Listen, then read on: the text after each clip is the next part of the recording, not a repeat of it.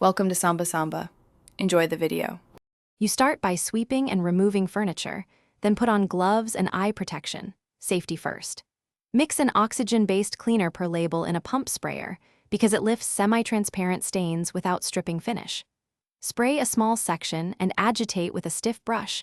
This physically breaks stain bonds so chemical action works faster. Once done, rinse with a garden hose at moderate pressure to avoid wood damage. Make sure to test an inconspicuous spot first to confirm color and finish compatibility. Next, treat the core problem. Reapply cleaner to stained boards and let it dwell 10 to 15 minutes so the oxidizing agents penetrate wood fibers. Then, use a pressure washer at roughly 500 to 800 psi with a 25 degrees fan nozzle, holding 6 to 8 inches from the surface. This removes embedded pigment without gouging.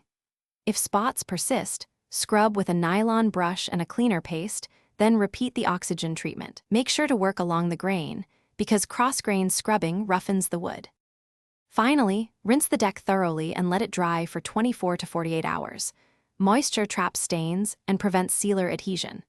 If the grain raised, sand lightly with 120 to 150 grit, then clean with a vacuum and tack cloth so the surface is ready for a sealer or semi-transparent stain.